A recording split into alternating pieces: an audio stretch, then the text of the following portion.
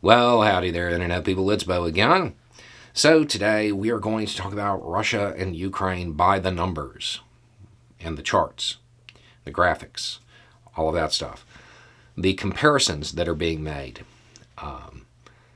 Because of the anticipated strategy shift, there are a lot of people, a lot of outlets that are circulating charts. And it also has a lot to do with it being the anniversary.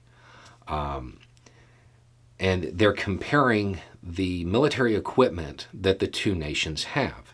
And it has led to a lot of questions.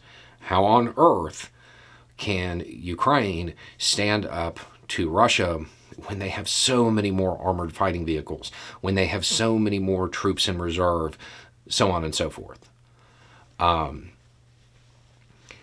And those charts, looking at those raw numbers, that is what led most defense analysts before the war started to say Russia was going to take this quickly, because they should have.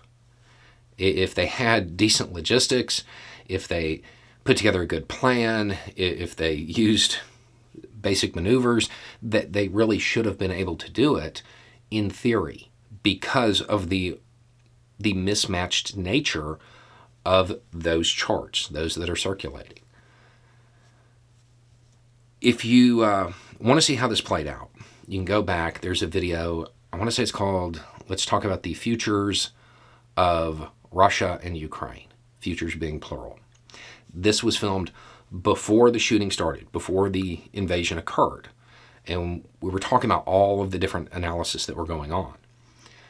The conventional wisdom at the time was Russia was just going to roll in and take the country days, weeks maybe. I was one of the few that was like, yeah, I don't think it's going to go that way. In fact, I was in the camp that didn't actually believe Russia was going to invade, because it was a bad idea. It would lead to, well, this. Here we are a year later.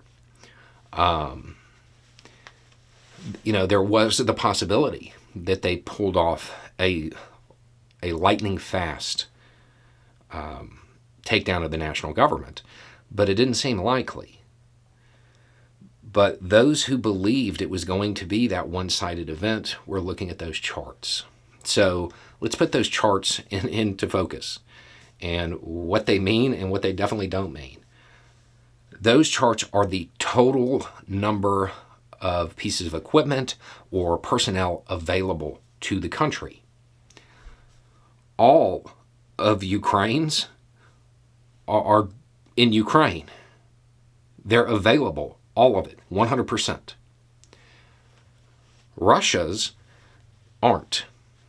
First, based on what we've seen, you're going to have to just assume that 30% to 50% of those numbers are either not working, they're broken, or they are obsolete. So their numbers are cut in half to begin with. Then you have to wonder, why are they obsolete? Because Russia doesn't have the money to replace them. Why are they still using obsolete equipment? Because Russia doesn't have the money to make those purchases, to replace that older equipment, the stuff from the Soviet era. And then you have to factor in the big part. Russia cannot deploy everything that it has.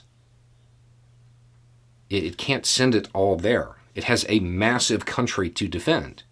Now, me, personally, I don't believe anybody's actually going to try to invade Russia. I don't see that as a likely, even remotely possible thing. Russia is a lot like China or the United States. They're not countries people are going to invade. But even with that acknowledgement, they have to maintain a lot of equipment and personnel spread around their country to deter that possibility. So they can't deploy everything that they have to begin with. Half the stuff they have is broken or it's obsolete. Those numbers are not as drastically different as they appear in those charts when it comes to what is truly available. The one thing that Russia has in abundance that it can tap into and use is people. That's what it has. That's the advantage it has, which is, it's horrible. If that is how they intend on degrading the Ukrainian military, that's horrific. I would hope that isn't what they're counting on, because that's going to be really bad. So when you're looking at those charts, keep that in mind. Russia has to maintain probably half of those numbers spread around their country. Maybe not a half, maybe a third of those numbers in those charts spread around the country to defend their home country. Out of what's left, a lot of that stuff doesn't work, or it's obsolete, or whatever. And then the quality of training is also a big part of it. The Ukrainian military is well trained.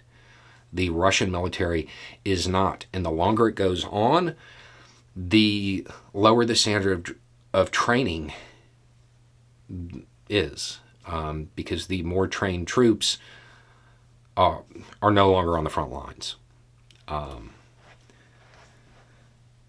So if you're looking at how Russia may attempt to degrade Ukrainian military capability, you have to look at their resources that are truly available, and that's people.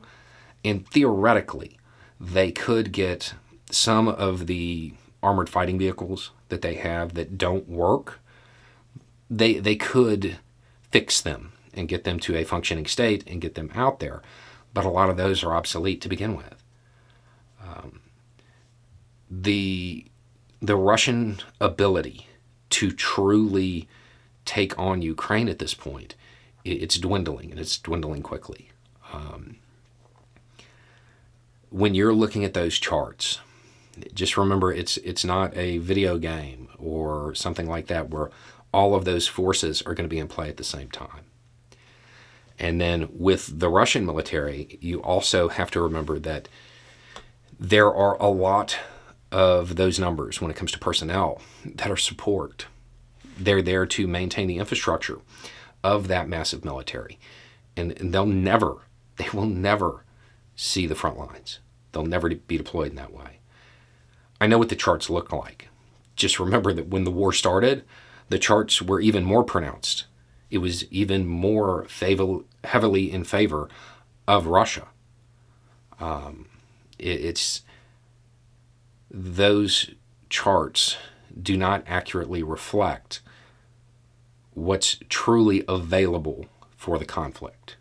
Russia has a lot more concerns and has a lot more reasons to keep things in reserve than Ukraine does. And the addition of why they have so much obsolete equipment really should factor into this, because Russia can't afford to replace it. And if Russia wants to maintain the image of being one of the world powers, they have to have those numbers.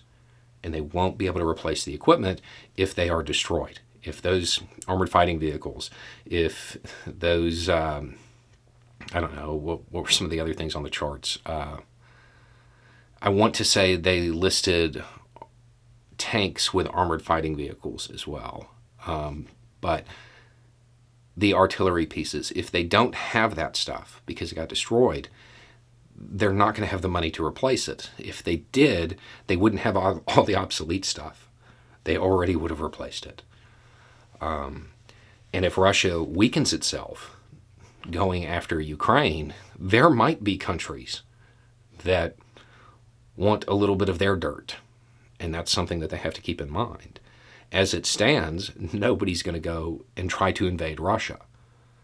But if they weaken their military to the point where they can only defend key cities or something like that, that dynamic might change.